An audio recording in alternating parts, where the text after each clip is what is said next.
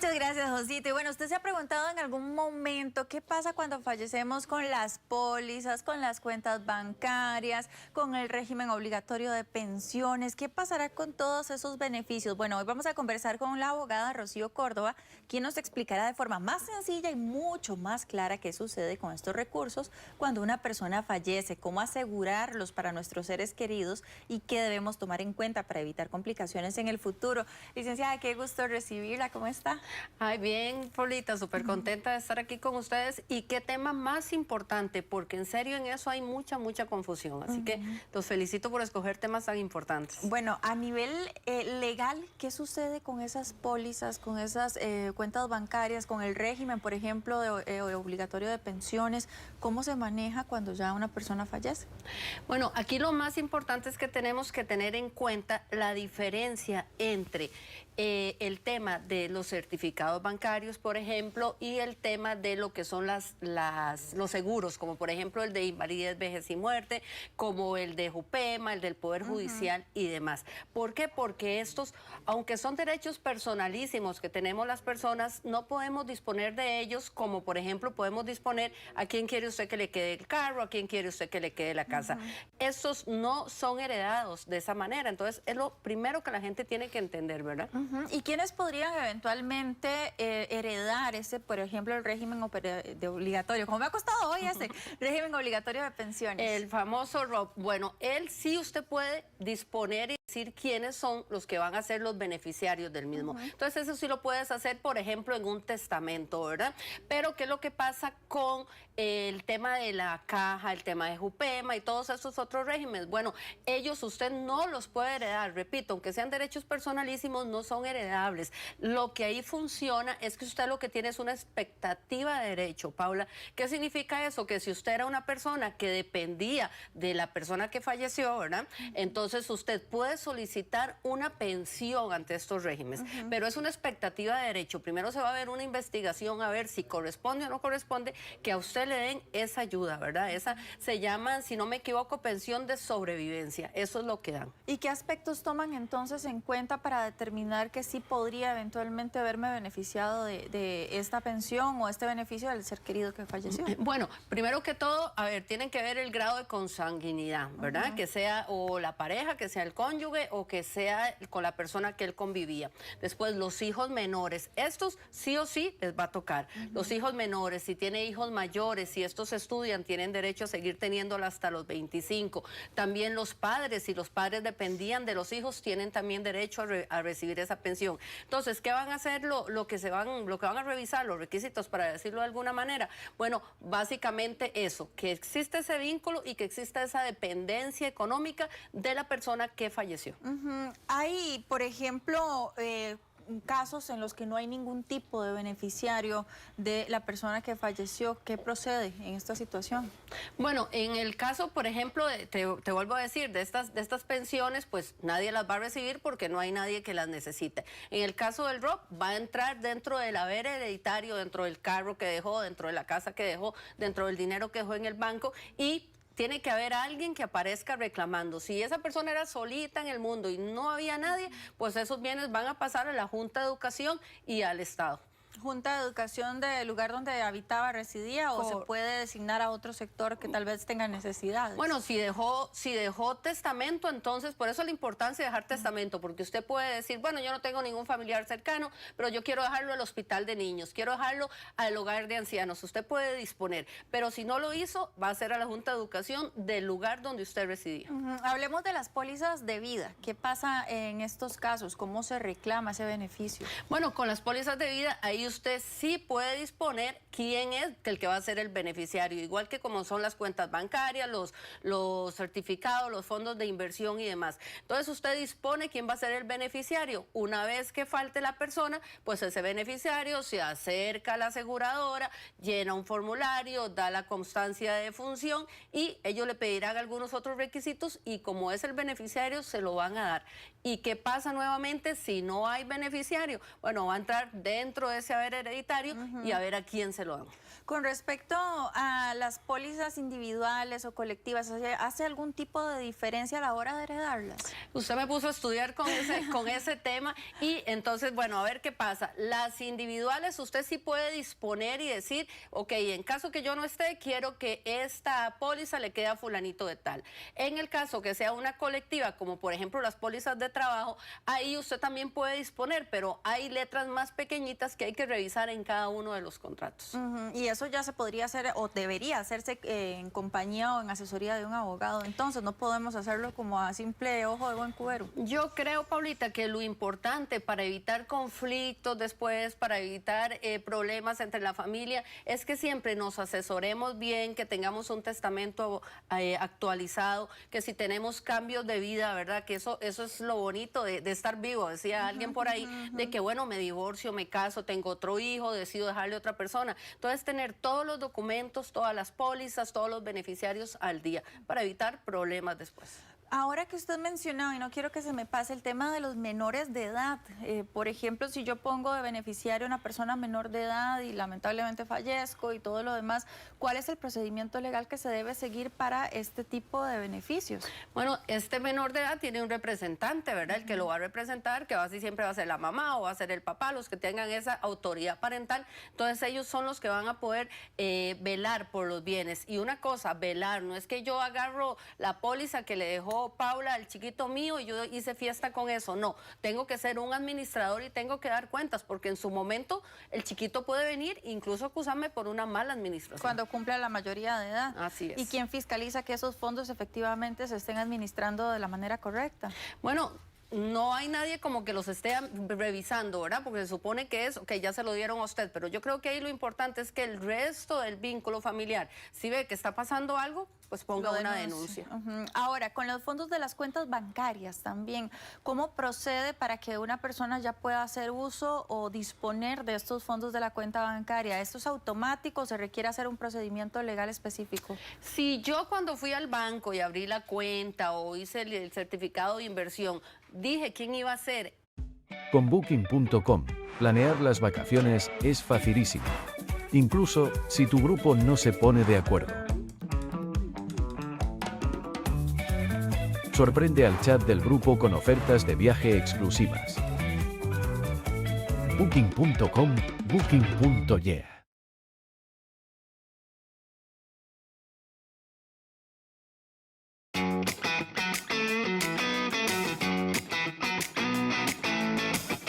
Proceso sucesorio para determinar a quién es que le corresponde esos dineros. ¿Esos procesos sucesorios son expeditos o sí requiere de bastante tiempo y paciencia para poder ver resultados? Ay, Paulita, ahí cada caso es diferente, porque algunos pueden durar de 3 a 6 meses cuando todos estamos de acuerdo, cuando no hay contienda, cuando el testamento fue sumamente claro. Por eso te digo lo importante de asesorarse y viene bien claro quién se va a quedar con qué.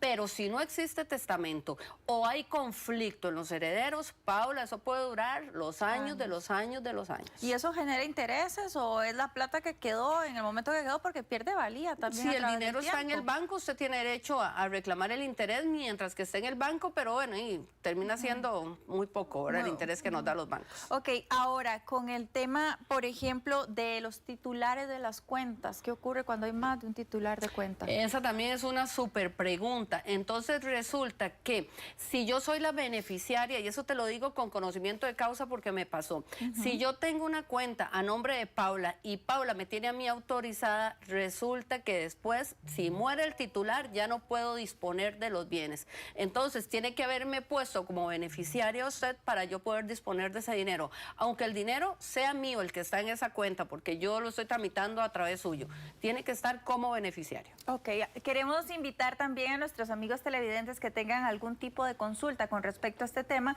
que aprovechemos la expertise de la licenciada Rocío Córdoba para que usted nos llame y pueda conversar directamente con ella aquí en vivo y en directo en la revista. Mientras tanto, continuemos con más porque, por ejemplo, Usted hablaba ahora del testamento y hay gente que tal vez subestima el poder de un testamento realmente. ¿Qué papel juega en el ROP, en las pólizas, en las cuentas bancarias? El testamento como que nos da perecilla, Paula, y como nos da como miedillo estar pensando en eso, porque pienso el testamento, pienso en muerte, pero es algo que tenemos que hacer. Desde que usted empieza a tener bienes, mejor piensa en hacer el testamento. ¿Por qué? Porque usted con el testamento va a poder controlar, incluso cuando usted ya no esté en el plano físico, usted va a poder controlar cómo quiere que se repartan los bienes. Usted va a decir, bueno, quiero hacerlo por legajos, esta casa se la voy a dar a fulano, este carro se lo voy a dar a sutano, o por el contrario, no le voy a dar nada a ustedes y todo lo voy a dejar en una institución. Entonces es sumamente importante,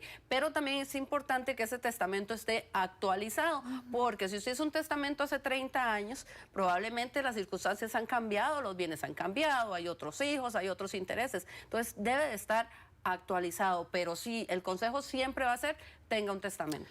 En el caso que no hubiese un testamento, porque la muerte, lo único seguro, y si acaso es cuando uno nace, pero no cuando uno muere. ¿Qué pasa si definitivamente no hay ni siquiera una intención oral que yo haya expresado a alguien de mi deseo de que pase con esas cuentas o esos beneficios económicos? Hay que abrir el proceso sucesorio y el Código Civil nos dice cómo va a ser la escalerita de las personas que van a heredar. Primero los cónyuges entre sí, después vendrán los hijos, después vendrán los padres y ahí van bajando, ¿verdad? Como te digo, hasta el punto que si no hay nadie, entonces la junta de escolar de la zona. Entonces esos son los que van a venir a heredar. Ahí es donde después vienen problemas porque no todas las familias son iguales. Entonces, ¿qué pasa cuando vienen y salen hijos que estaban fuera del matrimonio?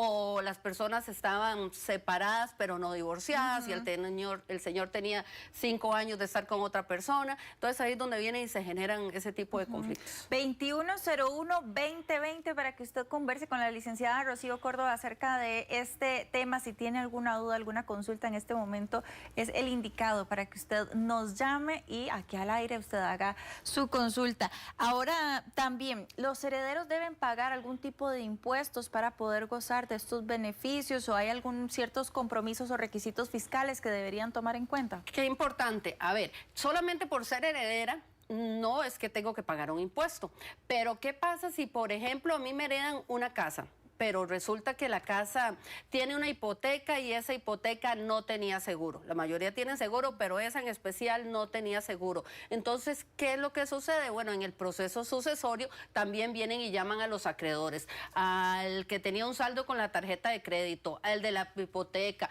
al del almacén que le vendió la refri al señor que falleció. Todos esos vienen y, aunque las deudas no se heredan, Paula, lo que sí va a pasar es que los bienes tienen que responder por las deudas. Entonces, antes de darle a Paula esa casa, primero hay que pagarle a los acreedores y después disponemos de los bienes, ¿verdad? Entonces, no es que es un impuesto, pero sí tenemos que pagar las deudas que respondan, si hay con qué responder, y también es muy importante que todos los impuestos de traspaso y todo eso, para ponerlo ahora a nombre tuyo, sí hay que pagarlo. Don Edgar, bienvenido a la revista, ¿cómo está? Muy bien, gracias a Dios. Gracias por llamarnos, qué gusto saludarlo. Aquí está la licenciada para que usted le haga la consultita. Ok, licenciada, muy buenos días. Buenos días. Vea, yo quiero hacer una consultita sobre el asunto del ROP, que yo escuché por ahí. Yo tuve, el proceso de mi papá, yo lo tuve a cargo desde que él enfermó hasta que Dios tomó la decisión de llevárselo. Tengo entendido, y también el asunto de lo de la pensión también, tengo entendido que si una persona se hace cargo de la persona desde que enferma hasta que fallece, ese proceso fueron 3 años y medio con mi papá, inclusive hasta con mi mamá también, yo pasé los procesos con ellos. Y fui el único que vio, que corrió, que estuvo pasando 24 horas en el hospital, pasando 24 horas en vela en la casa. Entonces, yo quiero hacer una pregunta. ¿Qué derechos tengo yo como hijo de matrimonio, sobre el ROP o la pensión de mi papá? Porque yo iba a hacer la consulta a la caja, pero muchos me dijeron que no, que eso era imposible, que esto acá y que esto allá. Entonces yo quiero hacer la consulta a usted, licenciada, sobre esto. Perfecto. Vamos Gracias, a ver, don Edgar. Vamos a ver, don Edgar, con respecto al ROP, va a ser un heredero como los demás, como te digo, ¿verdad? Entonces va a venir en la línea, si su mamá está viva, pues va a ser primero su mamá y después vienen los hijos. Los hijos, Paula, muy importante, no tiene que ver si son habidos dentro o fuera del matrimonio. Ya eso que es tan odioso decir, es que es un hijo por fuera, un hijo no de matrimonio, eso ya pasó y simplemente hijo es hijo, ¿verdad? Entonces con el tema del ROP, que sí es heredable. A ver, pensando que su papá no dejó testamento, ¿verdad, don Edgar? Porque si hizo un testamento y lo dejó usted afuera, pues ya usted no entraría. Ahora, con la pensión, muy importante lo que él dice.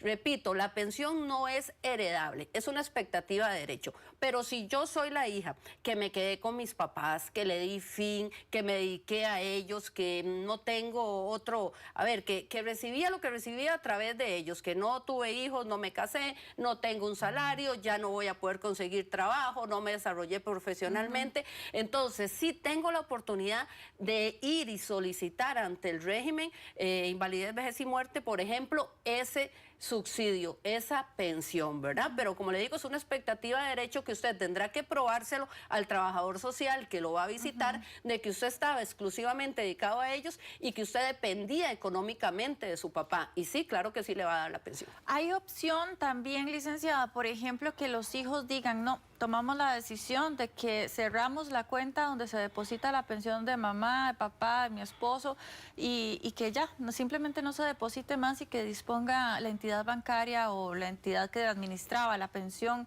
de esos fondos. Si el dinero, digamos que el señor nunca lo sacaba y lo tenía ahí una buchaquita en la cuenta de la pensión, bueno, si nadie quiere disponer, el banco tiene que hacer algo con ese dinero. Ahí la cuenta va a estar y va a estar 10 años sin problema. En su momento, pues va a tener que disponer y va a tener va a tener que trasladárselo al ¿cómo se llama? Al Estado.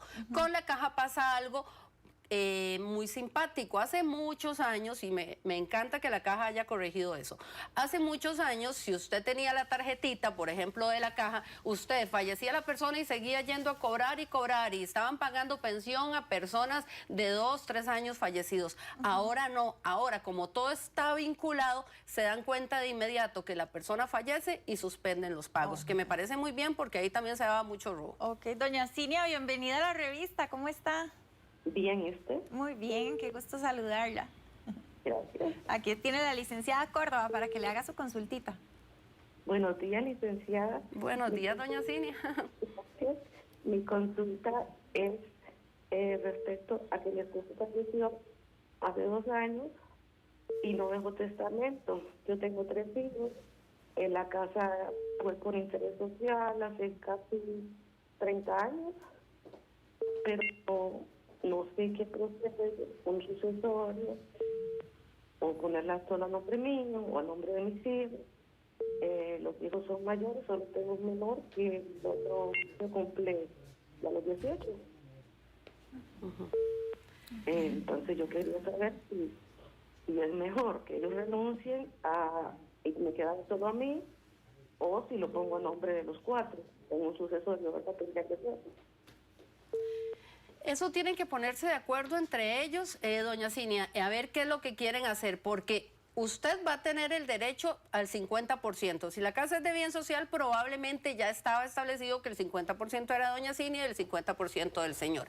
Entonces, partamos que ese es el caso. Ella va a ser propietaria del 50% que le correspondía al papá. Los hijos de la otra parte. Entonces, ¿qué va a pasar? Ellos en un proceso sucesorio, bien, pueden decirle al juez, nosotros renunciamos a nuestro derecho que la casa le quede toda a nuestra mamá, ¿verdad? Eso es una decisión ya muy familiar, o usted puede decidir, bueno, yo me quedo con la parte que legalmente me corresponda y la demás que se reparte entre mis hijos. Pero cualquiera de las dos opciones es factible. Ahora, ¿cuáles serían esos errores que usted ve frecuentemente que comete la gente a la hora de disponer legalmente de cuentas bancarias, de pólizas, de beneficios financieros? Yo creo que, Paulita, que no actualizar esos beneficiarios, ¿verdad? Porque a veces yo me he topado con personas que es que el beneficiario es un hijo que también ya había fallecido. entonces entramos ahí en un problema. Tenemos que tener muy actualizado quiénes son nuestros beneficiarios, asesorarse, es importante que tengan un abogado de confianza que se asesoren, tener un testamento que sea claro, tener orden en los papelitos, dicen que los papelitos hablan, entonces ahora con la tecnología usted tenga todo también escaneado y lo tiene ahí en un archivito y ahí usted lo deja. Entonces, para que se sepa qué es lo que usted dejó, quién es el notario que hizo el testamento y deje todo en regla, porque con eso va a evitar un montón de problemas futuros y va a poder, y esa es la idea que yo le vendo a mis clientes, sobre todo a los adultos mayores, con eso usted va a poder seguir controlando a esos muchachos que hagan lo que usted quiere, incluso cuando usted no está. ¿Por qué? Porque puede disponer, bueno, ¿qué va a pasar? Se lo doy, pero se lo doy con ciertas limitaciones, se lo doy, pero tiene que estudiar. Entonces, es muy importante que lo haga. ¿Qué pasa también en el caso, por ejemplo, de divorcios o separaciones legales con este tipo de temas? Que también eso viene a ser como poner el dedo en la llaga cuando ya se tocan las partes económicas y materiales. Por eso repito que tenemos que tener la vida bien organizadita, porque eso que usted se separe y no se divorcie, eso está mal. Termine las cosas. Antes de empezar una relación, termine, para que después no vengan estos problemas. Usted puede tener 10 años de separado, pero si no se divorció, la esposa legal va a venir a ser heredera siempre. Si es un tema de estos de la pensión, que puedo ir a tratar de solicitar a la caja del seguro, bueno, resulta que si hay una esposa legal y hay una conviviente, puede ser que las dos tengan derecho y tengan que repartirse la pensión. Eso le quería preguntar, ¿qué pasa en ese caso? Hay mucha gente que, y más en estos tiempos, ¿verdad? Hay mucha gente que dice, bueno, me separé, no me divorcié legalmente, ahora tengo una relación y tengo 5 años, digamos, conviviendo con mi nueva pareja, pero legalmente no estoy divorciado. Bueno, en esos temas no importa si se divorció o no se divorció. Si yo puedo comprobar que dependía económicamente de él, que teníamos una relación de más de 2 años que era estable, yo voy a tener ese beneficio. Pero, Paula, aunque exista un divorcio de por medio, si hay un divorcio donde dice que hay una pensión, pues resulta que usted también tiene, señor o señora, derecho de ir a la caja y decir, yo dependía económicamente de él me daba una pensión alimentaria y con eso usted, aunque él esté casado con otra señora, usted puede solicitar también la pensión. Bueno, qué tema más